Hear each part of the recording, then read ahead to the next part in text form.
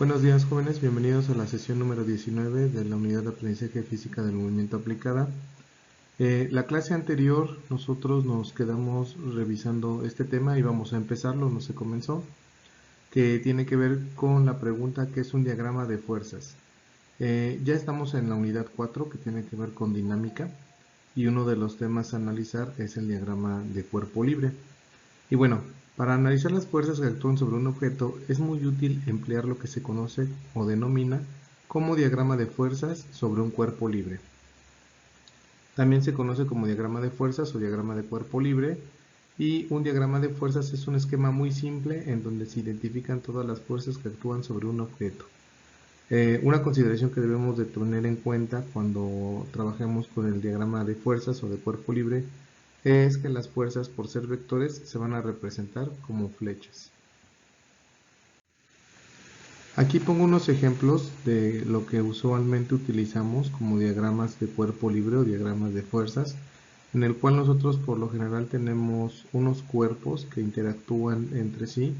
La geometría de los cuerpos tiene que ver con lo que estemos visualizando o analizando, en ese momento.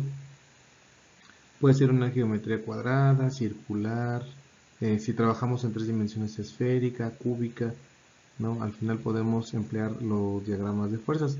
Por simplicidad y por práctica, la mayoría de las veces en los cursos de física, los diagramas de fuerzas o diagramas de cuerpo libre se trabajan en 2 dimensiones y se trata de analizar las fuerzas que interactúan en esas 2 dimensiones en algún cuerpo que se esté analizando. Pero se puede extender a otra geometría que puede ser, les digo, cúbica, esférica o cilíndrica, que estaríamos hablando de 3 dimensiones en cada una de ellas, y podemos extenderlo. O también podría ser con de sistemas de referencia circulares, donde utilicemos un ángulo y un radio, así como los arcos que se pudieran generar. Para nuestro caso del curso serán plano cartesiano y diagramas de cuerpo libre en 2 dimensiones. ¿Alguna duda hasta aquí, jóvenes? ¿Pregunta? Muy bien. Para efectos prácticos y en situaciones simples, las fuerzas que recibe un objeto se dibujarán en el centro de masa del mismo. Esto es muy importante, ya que casi siempre nosotros cuando hemos realizado este tipo de diagramas, pues colocamos el objeto, como está, ¿no? En el diagrama de fuerzas, colocamos el objeto y ahí a la mitad donde ubicamos el centro de masa, ahí es donde colocamos las flechas o los vectores de todas las fuerzas que interactúan en él. Y para continuar con la simplicidad y espera de cursos superiores, el centro de masa estará en el centro del objeto. Es lo que dibujamos casi siempre, ¿no? Por ejemplo, ¿qué hacemos nosotros cuando tenemos un movimiento en una superficie que implica una fricción entre superficies?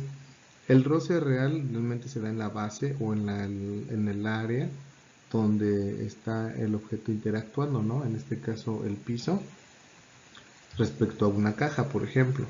Pero nosotros por diagrama de fuerzas vamos a colocar ese roce como una fuerza que está percibiendo el objeto respecto a su centro de masa, ¿vale? Entonces, una cosa es la situación real, que la tenemos aquí en la figura del medio, y otra cosa es la situación que nosotros vamos a dibujar para simplificar nuestro comportamiento y análisis de cuerpos y movimiento en la dinámica correspondiente.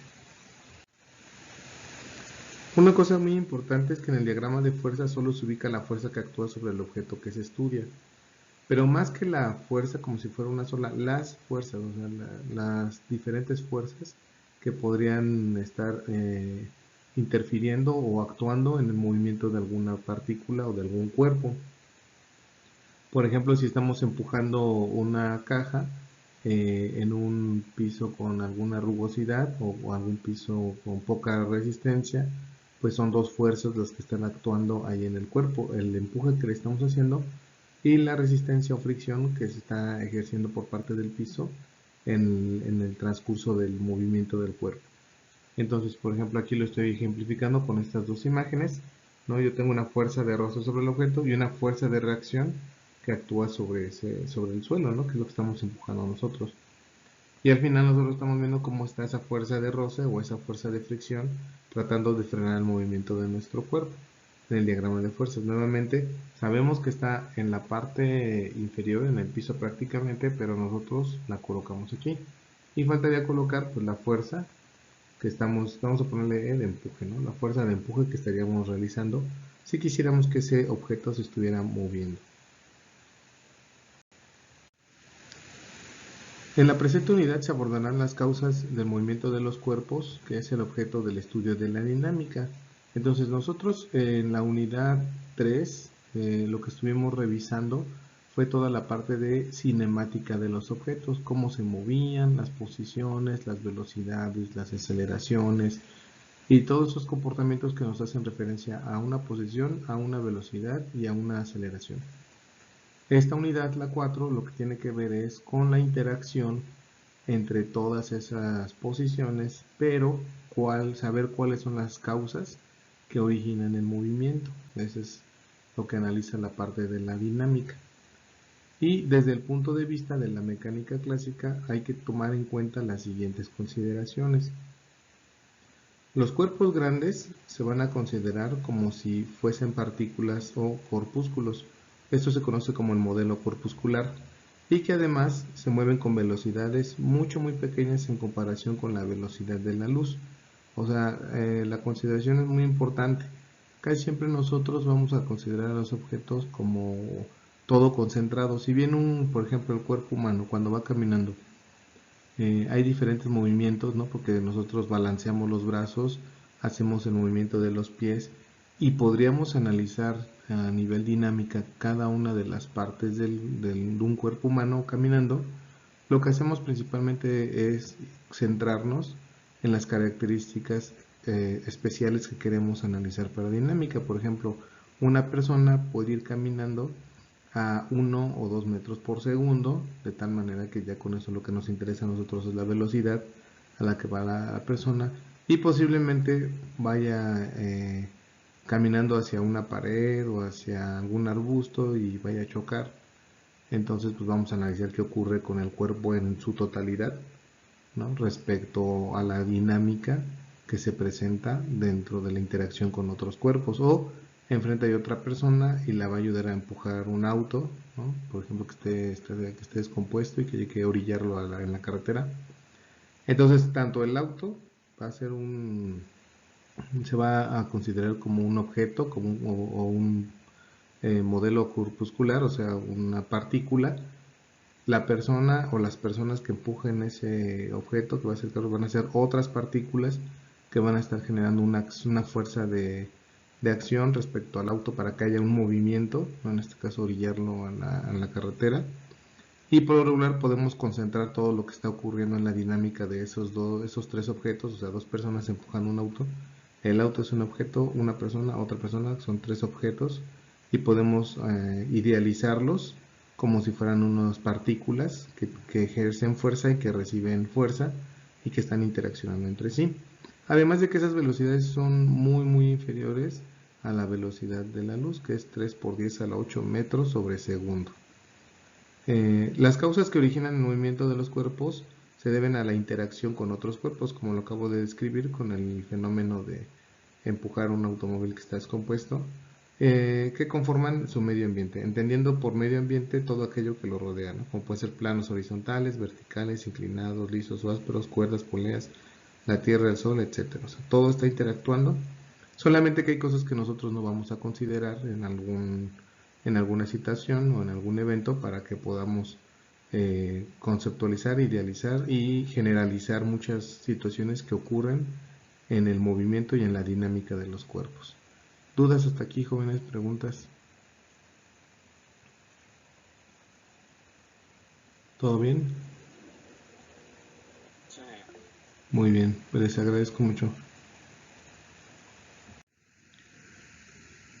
Dentro del medio ambiente restringiremos aún más nuestro problema considerando únicamente cuerpos cercanos, ya que la interacción que ejercen los cuerpos lejanos como el Sol o la Luna realmente es insignificante y se puede despreciar. El problema a resolver entonces sería el siguiente. Se nos proporciona un cuerpo del cual conocemos sus principales características como pueden ser su masa, su peso, su densidad, su volumen, su composición, su rugosidad, su carga eléctrica, temperatura, etc. Vamos a colocar dicho cuerpo con una velocidad inicial en un medio ambiente adecuado, del cual tenemos una descripción completa, es decir, si hay un plano, si es liso o rugoso, si existen cuerdas, poleas, otros cuerpos, etc. Entonces, las preguntas que debemos de contestar al analizarlo con esta parte de la dinámica es ¿por qué se mueve y cómo se seguirá moviendo? ¿Por qué se mueve y cómo se seguirá moviendo? Dicho problema fue resuelto por el físico matemático Isaac Newton para una gran variedad de medios ambientes y fue cuando formuló las leyes del movimiento y la ley de la gravitación universal, que es la que estamos aplicando o la que se va a aplicar principalmente en esta parte de la dinámica. De acuerdo a eso, pues nosotros tenemos ubicado que las interacciones entre cuerpos se deben a 4 tipos de fuerzas llamadas fundamentales y son las que gobiernan el universo. Tenemos la que es muy, ¿cómo les podría decir? La escuchamos, la aplicamos y la mencionamos muy seguido y más en este curso que se llama Física del Movimiento Aplicada, que es la fuerza gravitacional y mantiene unidos a cuerpos grandes, ¿no? Pues la Tierra con las personas, la Tierra con la Luna, la Tierra al Sol. O sea, esas interacciones se deben principalmente a la fuerza gravitacional, ¿no? Que nosotros, les digo, principalmente en este curso de Física del Movimiento Aplicada es donde vamos a aplicar ese concepto. La otra es la fuerza electromagnética. Esta fuerza mantiene unidas a las moléculas y a los átomos y en el interior de estos últimos hace que los electrones permanezcan cerca del núcleo, ¿no? Entonces conocemos la fuerza electromagnética porque pues nosotros hemos oído hablar de los campos electromagnéticos, de las interacciones electromagnéticas que se dan entre diferentes cuerpos y cómo éstas interactúan entre sí y cómo podemos convivir con ellas. Por ejemplo, la mayoría de las características de la fuerza electromagnética nosotros las vemos presentes en los dispositivos eléctricos o electrónicos, ¿no? Una red de antenas celulares y su teléfono móvil, su celular, pues generan campos electromagnéticos que hacen una comunicación entre sí. También se tiene otra fuerza que se conoce como la fuerza nuclear fuerte. Actúa a nivel nuclear y hace que las partículas se mantengan juntas dentro del núcleo atómico. La fuerza nuclear débil permite que algunos núcleos atómicos se separen produciendo radioactividad. Entonces son otro tipo de fuerzas que han sido analizadas al menos en los últimos 100 años, ¿no? Y que a nosotros nos han servido para ir descubriendo cómo interactúa la naturaleza, los materiales, poder generar tecnología, aplicaciones, soluciones y a través de la física pues nosotros podemos tener un mayor entendimiento de las fuerzas que actúan en la naturaleza y la interacción de esas fuerzas dentro de lo que ocurre en nuestra vida cotidiana. Bueno, estas 4 fuerzas se pueden clasificar de diferente manera, ¿no? De acuerdo a su magnitud, que pueden ser constantes o variables, de acuerdo con su aplicación en sistemas o procesos pueden ser conservativas, no conservativas o disipativas, y por su forma de actuar o interacción con otros cuerpos pueden ser por contacto o a distancia, ¿no? En estas últimas, de las fuerzas, por contacto, por ejemplo, las que vamos a ver en este curso, pues es una fuerza que se le aplica a algún cuerpo, y esta fuerza pues tiene algún resultado con lo que se aplique. Y a distancia podría ser el ejemplo que comentaba del celular, que pues la interacción de campos electromagnéticos entre la antena de una red celular conectada con su dispositivo móvil o su celular, pues permite una interacción a distancia entre las antenas y de comunicación y comportamiento electrónico con los dispositivos. ¿Dudas hasta aquí, jóvenes? ¿Preguntas? ¿Vamos bien? Perfecto. Ahora, nosotros para poder resolver los problemas aplicando las leyes de Newton tenemos unas recomendaciones. No son exclusivas. ¿Esto qué quiere decir? Las 9 recomendaciones que yo voy a poner aquí no quiere decir que se tienen que seguir al pie de la letra. Puede haber algunos casos que omitamos 1 o 2 pasos o agreguemos 1 o 2 pasos. Solamente son como las básicas que nosotros debemos tener en cuenta cuando queramos resolver, un problema de física, la parte de dinámica y que implique el uso de las leyes de Newton. que dice, primera consideración, hacer un diagrama de cuerpo libre o aislado considerando al cuerpo como si fuera un punto. Esto es lo que habíamos comentado del modelo corpuscular. Colocar en el diagrama y saliendo del punto todas las fuerzas que actúan sobre el cuerpo.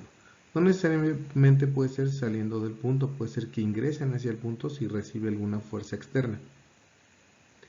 3. Elegir un sistema de referencia, plano cartesiano. Si bien nosotros manejamos otros sistemas de referencia en física, como puede ser el sistema de referencia circular o polar, cilíndrico, esférico y cúbico para dimensiones, para 3 dimensiones, bueno, iba a decir dimensiones en R3, principalmente nosotros para este curso trabajaremos con plano cartesiano. 4. Colocar en el sistema la convención de signos. Esto es muy importante, jóvenes, porque nosotros cuando diseñamos o resolvemos un problema de dinámica, muchas veces no consideramos los signos. Sabemos que hay magnitudes, tanto escalares como vectoriales, que están interactuando en un problema de dinámica, pero muchas veces perdemos el sentido de los signos y esto nos afecta en la resolución del problema, ya que no lo estamos considerando de manera clara. Un ejemplo que ocurre muy seguido en este curso es que la gravedad a veces se considera positiva y a veces negativa cuando ustedes se encuentran resolviendo algún problema de física. Y nosotros ya de lo que hemos visto de cinemática hasta el momento con fenómenos relacionados con tiro parabólico, vemos, o tiro vertical y caída libre, vemos que en esos 3 movimientos, o hemos visto que en esos 3 movimientos la gravedad siempre va de manera negativa porque es una interacción, una aceleración que se presenta y que se ha revisado, analizado y medido de atracción hacia la Tierra. Entonces siempre va a ir en un sentido negativo. Salvo que nosotros en algún problema cambiemos nuestro sistema de referencia y digamos que algo que va de arriba hacia abajo, o sea, va hacia el centro de la Tierra, pues es positivo, pero tendríamos que, para ese caso, respetar la convención del sistema de referencia para todos los demás movimientos. ¿Vale? No es exclusivo de que siempre va a ser negativo. O sea, nosotros sí podemos tener positivo, pero tendríamos que cambiar nuestro sistema de referencia y bajo ese nuevo sistema de referencia aplicarlo a todos los movimientos. 5. Tomar como eje positivo el de la dirección del movimiento del cuerpo. Esta es otra parte, ahora es en el plano horizontal. En el plano horizontal, casi siempre nosotros, el cuerpo que vamos a analizar, depende hacia dónde se mueva, hacia la izquierda o hacia la derecha, se recomienda que se considere positivo el movimiento que realiza. ¿Esto qué quiere decir? Nosotros estamos acostumbrados a que cualquier movimiento va de izquierda a derecha y es positivo. ¿Por qué? Porque principalmente en los años previos, que fueron la prepa, la secundaria y la primaria, nosotros pues aprendemos a leer de izquierda a derecha. Por lo tanto, se nos hace más común y más natural considerar que el sentido positivo es de izquierda a derecha, ¿no? Aunque en física, ya como lo había comentado en la consideración anterior, si nosotros modificamos el sistema de referencia o la convención de signos y comportamiento del movimiento, también puede ser positivo ir de derecha a izquierda. Por eso aquí también hay que tener mucho cuidado, es otro de las situaciones que se me han presentado en el curso cuando analizan ustedes como estudiantes los diferentes movimientos a través de la dinámica. Después dice 6. Marcar los ángulos que forman las fuerzas con respecto a los ejes. Este es otro detalle que a veces en dinámica se nos presenta mucho, cómo se están comportando los ángulos. Si bien a nosotros nos han enseñado a medir ángulos desde la primaria, en el cual nosotros tomamos una circunferencia con sentido antihorario, o sea, partimos de una línea horizontal, pues no quedó tan horizontal, y de aquí para acá empezamos a medir ángulos, ¿no? Hasta que complementamos una circunferencia de 360 grados. A veces en dinámica la ubicación de los cuerpos y la manera en cómo estos están interactuando nos va a hacer que los ángulos se modifiquen o cambien respecto a la referencia. Esto es muy importante y hago más o menos hincapié que el sistema de referencia es fundamental para poder resolver problemas de dinámica, ya que ahí nosotros podemos ubicar bien cómo se están comportando las fuerzas, cuáles son los movimientos que están presentando y cómo pueden estas fuerzas interactuar y darnos un resultado coherente con lo que estamos analizando. 7. Dice descomponer a las fuerzas con sus componentes rectangulares. Esto viene utilizando el plano cartesiano. Se recuerdan que el plano cartesiano también se puede llamar o conocer como un plano rectangular, ya que nosotros prácticamente tenemos dos ejes, el eje X, el eje Y, y entre ambos forman un ángulo de 90 grados. 8. Cuando se trabaje con planos inclinados, uno de los ejes debe ser paralelo al plano. Esta es una recomendación. Yo creo que si ustedes han visto con algún otro profesor o en un curso previo de la prepa o secundaria, principalmente de la prepa, que pueden rotar el eje o los planos, pues es lo que nos recomienda a nosotros básicamente la resolución de problemas en dinámica. Que si yo encuentro un plano inclinado, trate de hacer un ajuste de mi sistema de referencia para que esté así. Entonces yo tengo esto, tengo aquí un plano inclinado donde hay un objeto. Lo que casi siempre me pide el sistema es que yo haga un sistema de referencia inclinado para que haga un menor análisis en el comportamiento del movimiento y de la dinámica. Yo puedo hacerlo o no puedo hacerlo, eso ya es libre de cada uno de ustedes, como se sienta más cómodo. Por mi parte, para el curso en el análisis de los problemas, yo permito que haya esa libertad en el aspecto de que pueden modificar el ángulo o pueden hacer la inclinación de todo el plano para que ustedes puedan analizar su problema. Eso es muy importante porque esa es una forma de analizarlo. Por ejemplo, aquí yo tengo un plano inclinado, la otra es que yo puedo dejar mi sistema referenciado y puedo colocar las fuerzas que están también interactuando, pero dejando mi sistema tal cual a 0 grados, ¿no? A 0 grados de inclinación, y de ahí analizar todo lo que está ocurriendo, ¿no? 9. Dice aplicar la segunda ley de Newton haciendo la sumatoria de las componentes de las fuerzas sobre los ejes. Eso es lo que prácticamente ya tenemos que hacer al final, la parte analítica. Comenzar con la parte analítica de nuestra dinámica de los cuerpos, y todo se va a dar a través del análisis de la aplicación de la segunda ley de Newton, que veremos más adelante, pero que nosotros sabemos en la mayoría de los casos que es fuerza igual a masa por aceleración, ¿no?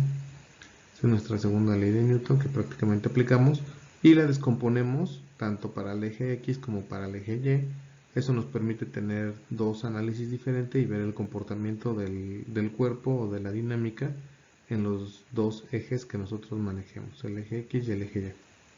¿Dudas hasta aquí, jóvenes? ¿Preguntas?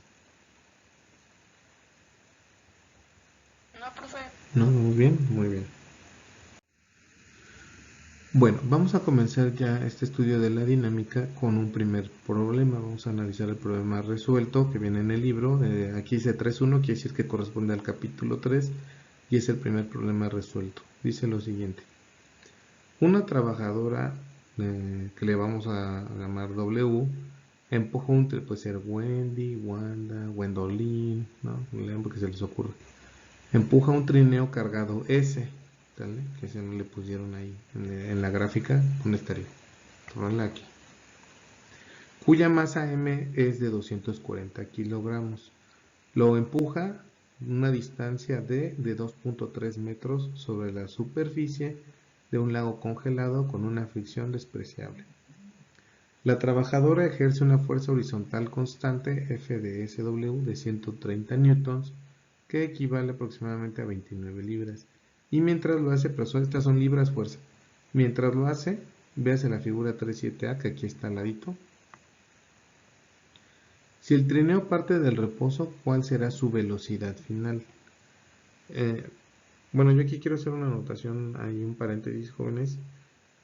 Hay que tener mucho cuidado con el análisis ya en los problemas de dinámica y de física de aquí en adelante por lo siguiente. Curiosamente, ha habido muchos estudios donde indican que cuál es lo más complicado. Por ejemplo, ¿cuál es lo más complicado de resolver? Yo en clases pasadas, en sesiones pasadas, les decía lo siguiente. Por lo regular nosotros hacemos esto. Hacemos X es igual a X inicial más velocidad inicial por T menos un medio de la gravedad, no, perdón, más un medio, perdón. Ese es en X, es más 1/2 de la aceleración por t cuadrada, ¿no? Y nosotros analizamos así los problemas en física. Prácticamente esto es si yo conociera el valor de x, lo pasara para este lado, yo tendría una ecuación del tipo 1/2 de la aceleración por t cuadrada más velocidad inicial por t más x inicial menos x igual a 0, ¿no? Y yo esto lo veo como un tipo a x cuadrada más bx más c, ¿no? Igual a 0. Entonces se preguntaba a los profesores que qué era más difícil de analizar, ¿no? Que uno como profesor, ¿cuál consideraba que eran los problemas más difíciles? Y la mayoría de los profesores de física decía que los problemas para los estudiantes son difíciles cuando se pone un enunciado, se le dan ciertos datos al problema y el estudiante tiene que hacer todo el resto del análisis, ¿no? Cuando los estudiantes mencionan que eso no es tan complicado, dicen que lo más difícil es esta parte de acá. Y yo les comentaba que pues en otros estudios se ha demostrado que curiosamente los estudiantes mecánicamente esto lo pueden resolver muy fácil, o sea, una ecuación de segundo grado del tipo ax cuadrada más bx más c igual a 0, donde solamente hay que sustituir en una fórmula estos valores, pero de aquí, esta ecuación de aquí, es muy difícil de realizar, porque solamente la escritura de las variables y cómo están planteados confunde mucho, cuando prácticamente es la misma ecuación en ambos casos, solamente que la forma de presentación de uno y de otro hace que los estudiantes generen una confusión respecto a qué tienen que hacer realmente con el problema. Entonces son cuestiones que yo les recomiendo, jóvenes, para que tengan en consideración a la hora de analizar un problema, ¿sí? Una cosa es el modelo matemático, que como lo mencionaba en las recomendaciones, el punto 9 es aplicar ya la parte analítica, analizar bien el problema con las herramientas matemáticas que tenemos, pero también tenemos que considerar muy bien qué está planteado el problema. Y yo aquí un poquito voy a hacer otro paréntesis por la manera en cómo se plantean los problemas en física. Si se fijan, aquí nos habla de una trabajadora que está caminando en un hielo, en una superficie de un lago congelado. O sea, no tiene nada que ver. Yo no encuentro la relación todavía, aunque es como la cuarta vez que veo este problema con un curso de física. Pero yo no encuentro la relación de estar caminando en un lago congelado con un trineo, con una masa y una trabajadora, y aparte sin abrigo, ¿no? O sea, prácticamente le están generando una hipotermia a la pobre trabajadora, que se puede hasta morir en el camino en un lapso de 15 minutos por estar empujando este trineo, la distancia que sea. Entonces algo que también se ha estudiado mucho o se ha revisado es esta parte de que a veces los problemas de física no tienen muy claro el contexto de dónde aplicarlo. Si ven en los libros más recientes ya han hecho una migración hacia este contexto. A veces hay cuestiones que en física, para que se puedan comprender, sí es un poco complicado colocarlo en el sentido del problema como tal, ¿no? Hay libros, como les comento, que sí permiten una mejor comprensión, pues pueden leerlos, creo que ahí están. Me parece que el CERCE más que tiene otros. También hay otros problemas que esos libros incluso manejan también con muy poca sentido de la realidad, en el aspecto de que a veces no nos queda claro bien qué es lo que se pide, y por lo tanto yo creo que cuando tenemos un problema que no es de un contexto claro para nosotros, o que no lo hemos aplicado de manera clara, pues nos puede generar también confusiones, y a la hora de resolverlo también es difícil. ¿Dudas hasta aquí, jóvenes? ¿Preguntas? No, profe. Muy bien. Bueno,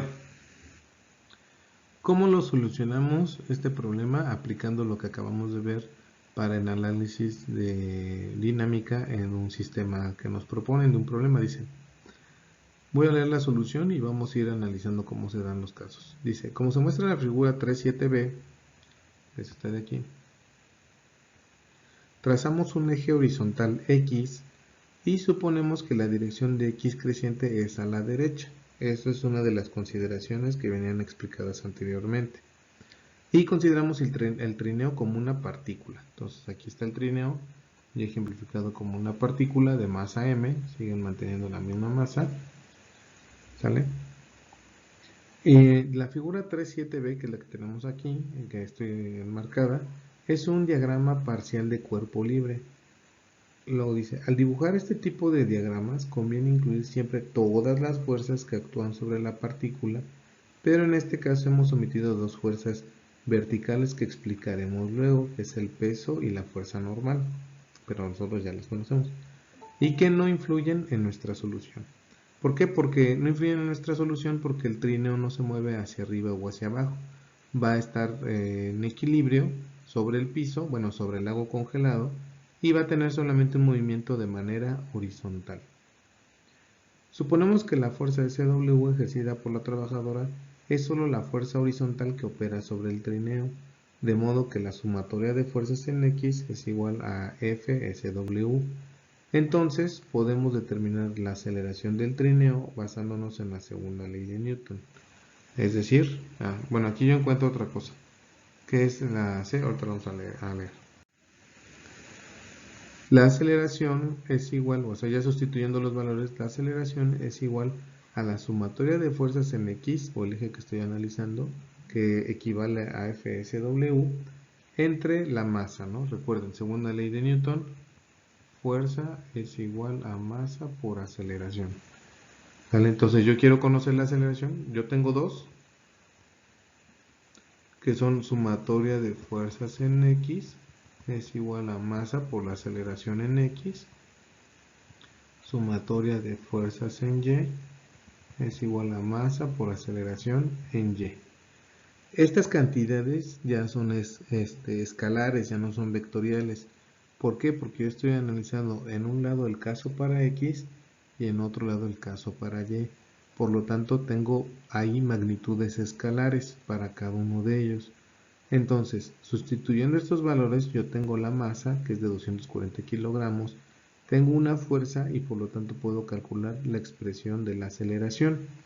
Me dice aquí que la aceleración en X es igual a toda la sumatoria de fuerzas en X entre la masa, y esto equivale a FSW entre la masa, y eso es igual a 130 newtons entre 240 kilogramos, lo que nos da una aceleración de 0.54 metros sobre segundo al cuadrado. Dice, con esta aceleración podemos calcular el tiempo necesario para recorrer una distancia d, que viene aquí, y el problema nos dice cuál es su velocidad final, por lo tanto voy a encontrar una distancia, un tiempo, para poder analizar mi problema. Dice, utilizando la ecuación x es igual a x inicial más velocidad inicial en x por t, más un medio de la aceleración por t cuadrada. Con x menos x0 igual a d, y velocidad inicial en x igual a 0, resolviendo tenemos que t es igual a raíz de 2d entre aceleración de x, y eso nos da 2.9 segundos. La ecuación 226 con velocidad inicial igual a 0 nos da ahora la velocidad final. ¿Cuál es esa ecuación, jóvenes? A ver, yo tengo que retomar aquí dos ecuaciones que ya manejo relativamente bien, ¿no? X igual a x inicial, yo tengo dos ecuaciones. X es igual a x inicial más velocidad inicial por tiempo más un medio de la aceleración por tiempo al cuadrado, aceleración en x por tiempo al cuadrado, y la otra me dice que velocidad final es igual a velocidad inicial más aceleración por tiempo, ¿sale? Por eso nos da aquí lo de la velocidad final. Primero, jóvenes, ¿me pueden validar que realmente sustituyendo los valores de x, recuerden esto, vamos a reescribir la ecuación, cómo vamos a solucionarla? Me dice que x menos x0 es igual a d, y d es igual a 2.3 metros. ¿Sale? Entonces, escribiendo mi ecuación, voy a poner aquí de este lado, yo tengo que 2.3 es igual, bueno, metros, es igual a velocidad inicial por t más un medio de la aceleración de x por tiempo al cuadrado. Aguas porque mi velocidad inicial ya me había dicho el problema que es 0. ¿Por qué? Porque aquí dice que si el trineo parte del reposo correcto, entonces ¿cuál es la velocidad final? Por eso este término se cancela y por lo tanto me queda a mí que 2.3 metros es igual a un medio de la aceleración en x por tiempo al cuadrado. Por lo tanto, entonces voy a tener que tiempo es igual a la raíz de 2 por 2.3 entre aceleración de x, que viene aquí, 2 por d, ¿no? O sea, 2 por d, que en este caso d yo sé que es 2.3 entre la aceleración de x, ¿sale? Entonces, ¿sí les da efectivamente ese resultado, jóvenes? O sea, raíz de 4 entre 0.54. Bueno, 2 por 2.3 entre 0.54, y a eso le sacamos la raíz. ¿Sí les da 2.9 o cuánto les da?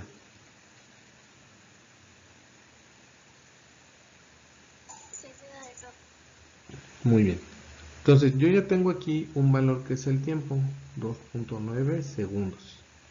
Ese ya lo tengo aquí relacionado. Y ahora lo que a mí me piden, como lo comentaba aquí en la parte de acá, me piden encontrar una velocidad final. Pero esa velocidad final es igual a, como velocidad inicial vale 0, solamente me queda que mi velocidad final es igual a aceleración por tiempo. Yo sé que mi aceleración es 0.54 metros sobre segundo al cuadrado. Y el tiempo que calculé, que es 2.9 segundos, es el tiempo que estuvo ejerciendo la fuerza ahí sobre el trineo. ¿Cuánto me da entonces la velocidad final ya del trineo? 0.54. 1.56. Está muy bien, 1.56 metros por segundo.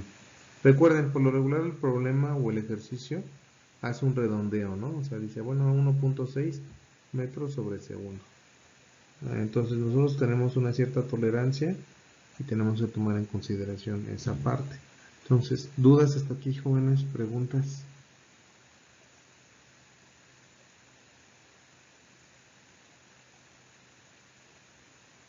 No, profe. ¿Sí quedó claro? Miren, la mayoría de los problemas de dinámica van a llevar a estas situaciones. Esto es, yo tengo un comportamiento que es la segunda ley de Newton, que es lo que me describe el origen y causa del movimiento, que fuerza es igual a masa por aceleración, ambos son cantidades vectoriales, la fuerza es una cantidad vectorial, derivada de que pues la masa es un escalar, pero la aceleración es una cantidad vectorial, y la aceleración, pues como lo hemos visto en las sesiones previas, tiene que ver con la posición de la partícula. Entonces, al ser ese movimiento vectorial, por lo tanto la fuerza también va a ser una cantidad vectorial. Segundo, lo que ya vimos de cinemática nos va a ayudar mucho a comprender cómo es que podemos ahora sí ubicar cosas de la partícula, o sea, dónde se encuentra, qué posición, qué distancia, qué velocidad, cuánto tiempo. Pero tiene que ver mucho que ahora esta nueva descripción de los fenómenos con la dinámica nos va a ayudar a complementar la información que a lo mejor en algún caso desconocíamos para poder tener una comprensión más general de lo que está ocurriendo. ¿Sí, sí me expliqué o hay alguna duda, pregunta? O sea, en resumen, no vamos a dejar de utilizar las ecuaciones de cinemática para dinámica, vamos a apoyarnos en algunas de ellas cuando sea necesario de acuerdo a los problemas, y esos problemas nos va a servir para resolver otros más complejos con el apoyo de la dinámica y principalmente con la segunda ley de Newton, que se aplica con un porcentaje alto, pero no dejamos de lado la primera y tercera ley de Newton, que también se van a aplicar dentro de los diferentes conceptos de dinámica. ¿Dudas hasta aquí, jóvenes? ¿Preguntas? No, profe. No, profe. Muy bien. Entonces, dice aquí, la fuerza, la aceleración, el desplazamiento y la velocidad final del trineo son positivos, lo cual significa que todos ellos señalan a la derecha de la figura 37b. Está por acá. Nótese que para seguir aplicando la fuerza constante, la trabajadora tendrá que correr cada vez más rápido para no rezagarse con el trineo que acelera. Con el tiempo, la velocidad de este deberá exceder la más rápida a la cual la trabajadora podría correr, por lo tanto ya no podrá aplicarle una fuerza. El trineo seguirá si no hay una fricción deslizándose a una velocidad constante, ¿no? Esto es muy interesante, jóvenes, de analizar por lo siguiente. Eh, y como bien lo comenta, los problemas de física y en este caso particular de dinámica, si ustedes se fijan, todos ellos tienen un límite, ¿no? O sea, físicamente la trabajadora o una persona va a poder empujar un trineo hasta ciertas características, pero por la naturaleza o por el modelo matemático, si nosotros quisiéramos mantenerlo operando durante un tiempo mayor, tendríamos un problema porque la persona ya físicamente no podría realizar ese esfuerzo. ¿A qué voy con esto? El modelo matemático, la aceleración, ¿qué es? A ver, recordando cinemática, ¿qué es la aceleración? ¿Alguien me puede decir, por favor?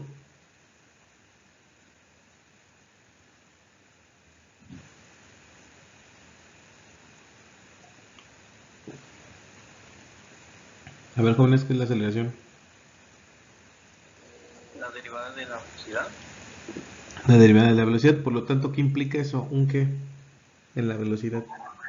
Cambio. Un cambio en la velocidad, ¿vale? Entonces, como nosotros tenemos ese cambio en la velocidad, por lo tanto, implica que la posición tiene que aumentar cada vez más, ¿no? O sea, ¿la velocidad qué es ahora?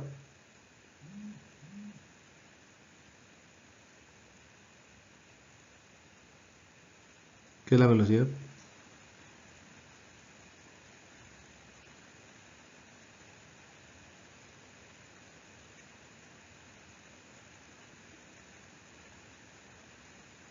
¿A cuánto se mueve un cuerpo? Un cambio de posición de un cuerpo en un determinado tiempo, ¿no? O sea, distancia sobre tiempo, que es bueno, la parte más general, ¿no? Y bueno, vectorialmente hablando, pues tiene que ver una posición en X, una en Y y una en Z, ¿no? Pero viéndolo como este problema en una dimensión que es X, la velocidad me indica el cambio de posición respecto al tiempo y la aceleración el cambio de velocidad respecto al tiempo. Por lo tanto, si yo tuviera una aceleración constante como la que muestra mi problema, eso implica que la trabajadora tiene que ir cambiando la velocidad también conforme a ese incremento de aceleración. Y cambiar esa velocidad pues va a hacer que las distancias sean mayores. ¿Esto qué quiere decir?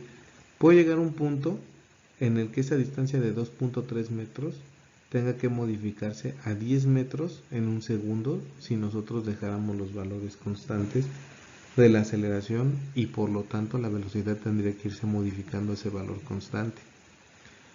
¿Qué problema hay? Que pues una persona no puede dar pasos más allá de máximo, yo creo, 1,5 metros, 2 metros. Y si me dice que en un segundo tengo que recorrer 10 metros, ya sería prácticamente imposible. Con 5 metros es más, con 3 metros o 4 metros, con esa aceleración constante, ya sería prácticamente imposible para la señora hacerlo. O sea, no podría dar pasos de 3 metros, no podría dar pasos de 4 metros. Sí, sí me explico más o menos en este punto. O sea, lo que quiero que vean es que si bien tenemos un modelo matemático que describe el comportamiento, ustedes tienen que ser muy analíticos respecto a los datos que se presentan en los problemas. O sea, no es nada más dar la información de un dato, colocarlo en unas fórmulas y decir, bueno, pues la aceleración es tanto. Ustedes tienen que pensar adicional a los datos que van a colocar en el modelo matemático, si realmente eso es posible que suceda o no. O sea, ese problema puede o no puede tener una validez, ¿no?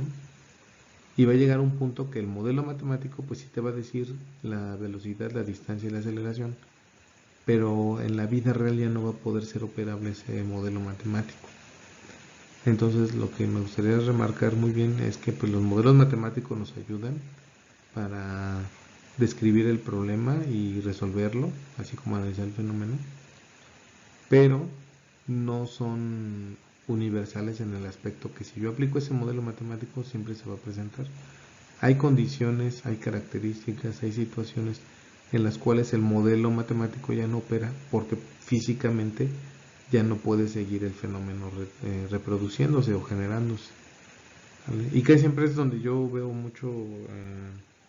muchas situaciones complicadas en la enseñanza de la física, porque nosotros pensamos que ponerle un número ya con eso resolvemos todo. Y en muchos problemas que a veces yo dejo en física, pues pregunto si es válido o no, ¿no?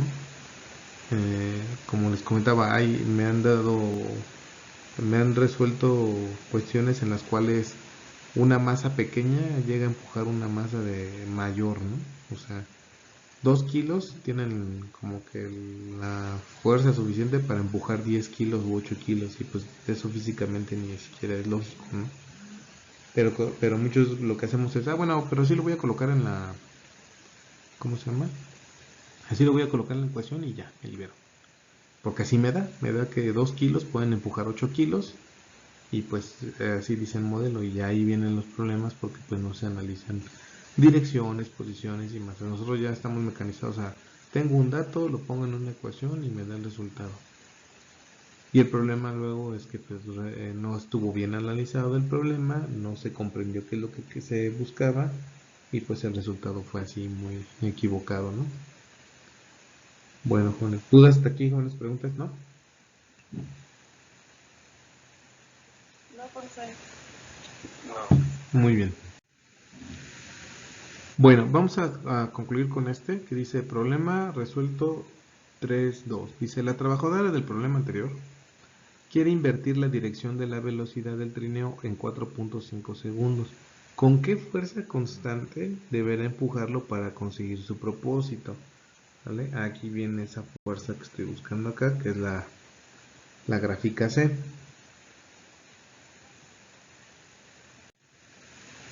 Dice, solución. Si la trabajadora ejerce una fuerza constante, como ya lo vimos, la aceleración del trineo será también constante. Calcule esta aceleración por medio de la ecuación 2.6 que dice velocidad inicial más velocidad final. Perdón, velocidad final es igual, a la velocidad inicial más aceleración por tiempo.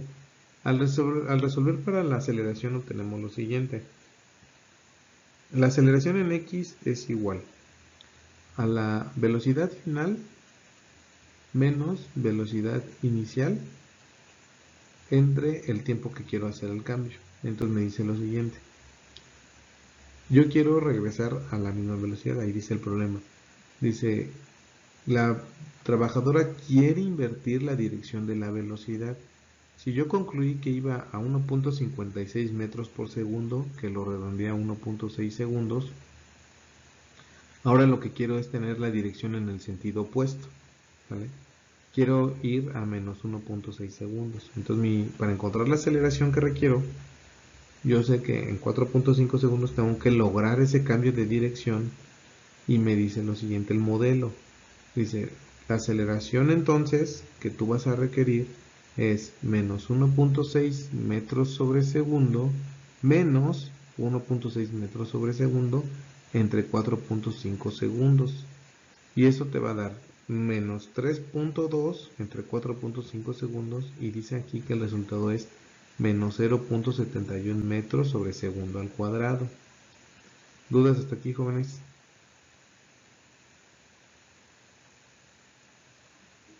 ¿No? Bueno,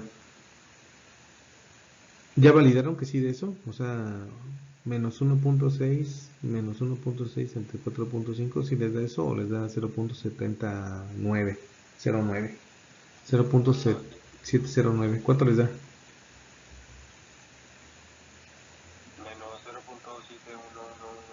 Ah, ok.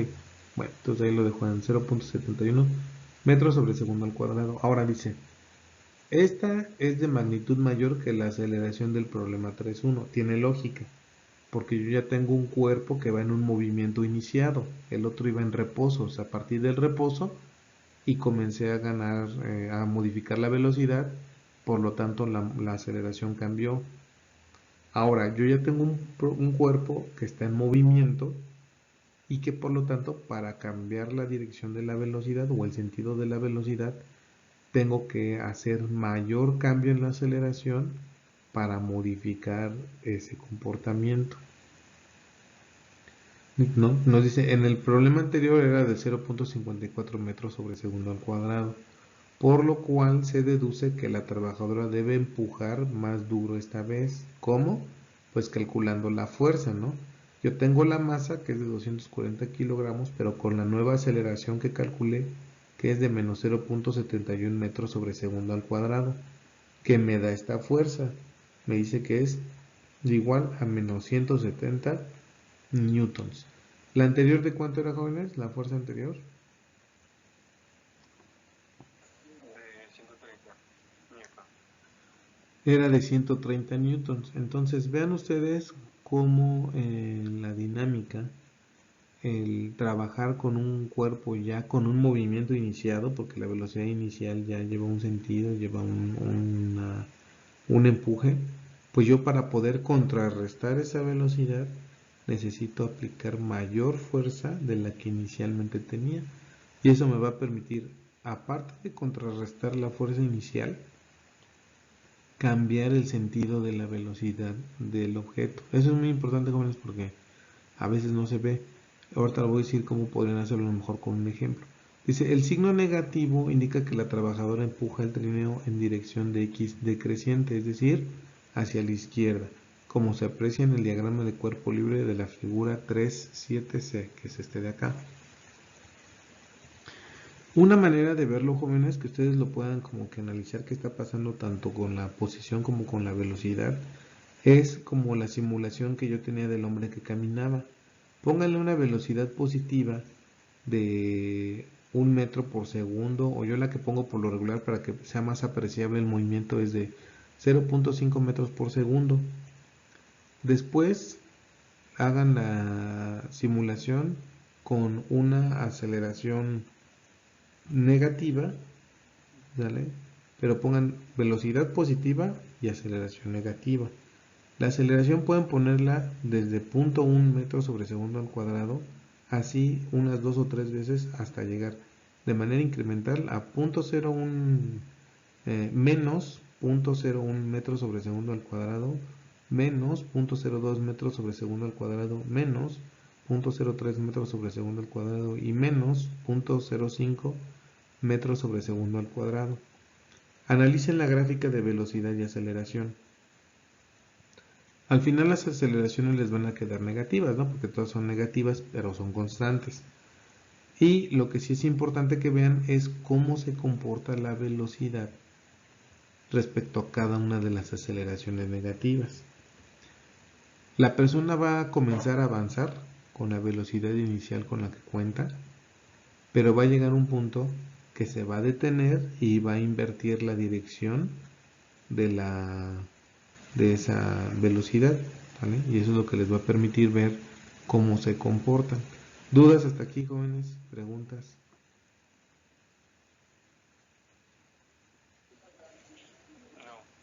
No. ¿No? No, profe.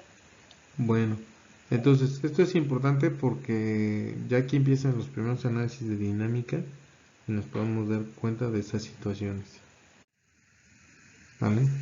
Vamos a comenzar, es que no sé si me dé tiempo de analizarlo para ver este bloque. Si quieren lo veo mañana. Voy a detener la grabación por estos minutos y antes para que quede grabado, les voy a comentar lo siguiente. Al final de la clase del día de hoy, en la plataforma, yo voy a concluir en prácticamente unos 10 minutos. Se va a habilitar un test de 5 preguntas que voy a ir ejecutando esta sesión, la que sigue y la que sigue, o sea, las siguientes dos sesiones, cuenta para evaluación continua, jóvenes. ¿Sale? Entonces, inmediatamente de que yo les dé la indicación y que concluyamos aquí la sesión, por favor vayan a la plataforma. Es un test de 5 preguntas, solamente de opción falso y verdadero, por eso dura 15 minutos, no tiene una duración muy larga. Solamente va a aplicar para el grupo que estamos ahorita contestando, 1FM2, ¿sale? Para el grupo de mañana va a haber otra encuesta y para el grupo del lunes va a haber otra encuesta correspondiente. Cada una de estas encuestas se van a aplicar así antes de que concluya la clase en tiempo, o sea, antes de las 11:30 y dentro del horario de clase para que ustedes pues no se distraigan resolviendo el test en otra materia, ¿sale? Entonces estén muy atentos porque tienen que hacerlo ahorita que concluyan las actividades y que yo les dé la indicación. Voy a detener aquí el video y voy a hacer solamente la simulación, se las voy a mostrar para que veamos el comportamiento de la aceleración y de la velocidad. Lo retomaré el día de mañana con sus compañeros, porque a lo mejor ellos ahorita ya no lo van a poder ver de que detengo el video, pero quiero mostrárselos para que ustedes lo trabajen, ¿vale? ¿Dudas hasta aquí, jóvenes? ¿Preguntas?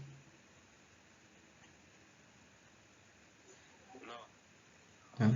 Entonces, no olviden, solamente van a tener los últimos 15 minutos de la clase para contestar el test. Vamos a detenerlo y vamos a la simulación.